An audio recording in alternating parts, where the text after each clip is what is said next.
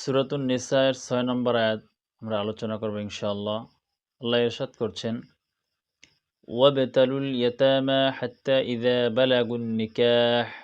আর তোমরা পরীক্ষা করো এতিমদেরকে। ওয়াবতালুল ইয়াতামা, আর এতিমদেরকে পরীক্ষা করো হাত্তা ইযা বালাগুন নিকাহ, যতক্ষণ না সে বিবাহের বয়সে পৌঁছে।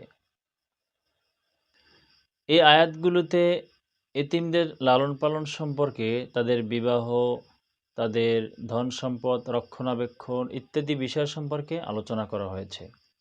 এরই ধারাবাহিকতায় ৬ নম্বর আয়াতে আল্লাহ বলছেন যে এতিমদেরকে, বাচ্চাদেরকে যতক্ষণ পর্যন্ত তাদের ফাইন আনাস্তুম মিনহুম রুশদা, অতঃপর যদি তোমরা দেখো মিনহুম তাদের মধ্যে রুশদা বিচার বুদ্ধি,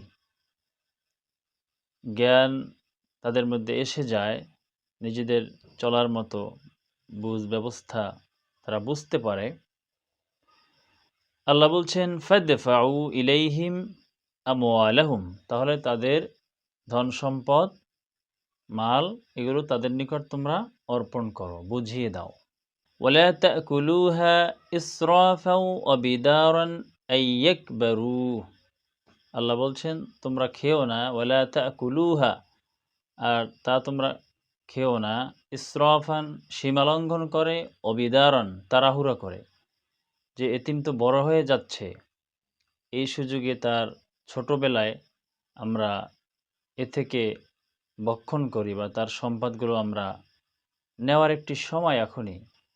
আল্লাহ বলছেন তুমি যেহেতু এতিমকে রক্ষণাবেক্ষণ করবে, যেহেতু তার পিতা জীবিত নেই, তাহলে ওই ব্যক্তি যদি গরিব হয়, যে এতিমের লালন পালন করছে সে যদি গরিব হয়, তাহলে কি সে এখান থেকে কোনো তার সম্পদ থেকে নিতে পারবে কিনা, খেতে পারবে কিনা, এ বিষয়ে আল্লাহ বলছেন ওমান কানা গনিয়ান ফালিয়াস্তাআফিফ, তুমি যদি ধনী হও, যে তোমার টাকা পয়সার প্রয়োজন নেই, এরপরও এতিমের সম্পদ দেখে লোভ হচ্ছে, তাহলে তুমি সামান্য এই সম্পদের জন্য তুমি লোভ করবে না, তুমি এখানে কি করবে, ন্যায়ের একটি পথ অবলম্বন করবে, আত্মরক্ষা করে চলবে, আল্লাহকে ভয় করে চলবে। ওয়ামান কানা ফাকিরান ফালিয়াকুল বিল মারুফ, আর তুমি যদি অভাবী হও, ওই ব্যক্তি যদি অভাবী হয়, ফকির হয়, তখন সে সেখান থেকে খেতে পারবে, ফালিয়াকুল বিল মারুফ, ন্যায়সঙ্গতভাবে সে খাবে, যতটুকু তার প্রয়োজন, এর থেকে বেশি খাবে না। এটি গেল এতিমকে রক্ষণাবেক্ষণকারী, যে লালন পালন করবে তার কথা বললেন, কে খেতে পারবে আর কে পারবে না।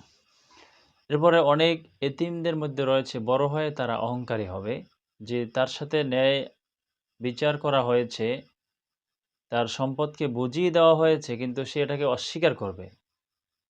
এই জন্য আল্লাহ একটি কথা বলেছেন, ফাইযা দাফা'তুম ইলাইহিম আমওয়ালাহুম, যখন তাদের সম্পদ তুমি সমর্পণ করবে, বুঝিয়ে দেবে, ফাআশহিদু আলাইহিম, তখন তাদের উপর সাক্ষী রাখবে, যে এতিমের সম্পদকে হস্তান্তর করার সময় তোমরা সাক্ষী রাখবে। আর হিসাব গ্রহণের জন্য ওয়াকাফা বিল্লাহি হাসিবা, আল্লাহ বলছেন আল্লাহই যথেষ্ট হিসাব গ্রহণকারী হিসাবে।